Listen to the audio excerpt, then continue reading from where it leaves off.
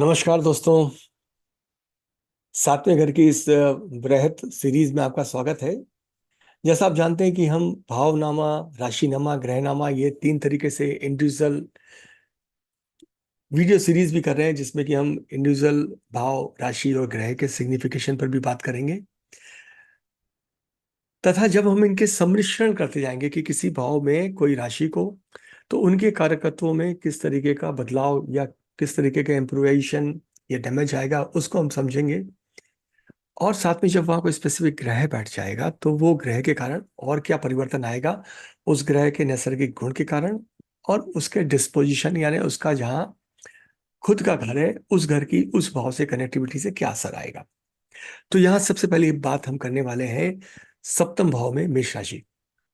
मेष राशि जिसका स्वामी मंगल, मंगल को हम जानते हैं सेनापति है, ऊर्जावान है, लड़ाकू है, हिंसक है, पर्पसफुल है। इसलिए कई बार कहा जाता है कि मंगल के लोग स्वार्थी होते हैं, क्योंकि वो अपने लक्ष्य को हासिल करना चाहते हैं। उसी लक्ष्य को हासिल करने को हम स्वार्थ भी कह सकते हैं, जैसे स्वार्थ कहा जाता है।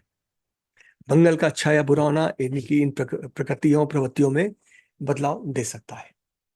मेष राशि पहला साइन, इनिशिएशन का साइन, वही एनर्जी, वही विचरण।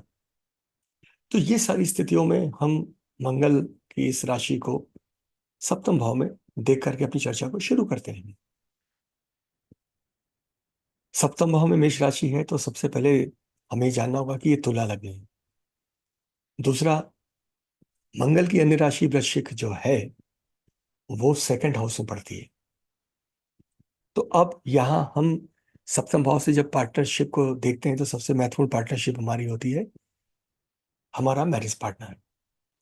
तो यहाँ मैरिज पार्टनर के अगर प्रकृति को हम देखते हैं तो वही मंगल की प्रकृतियां उसमें आएंगी कि उसमें ऊर्जा रहेगी, उसमें लक्ष्य साधन के लिए, सेल्फ गोल सेट करने के लिए, हासिल करने के लिए एक अन्य ताकत होगी।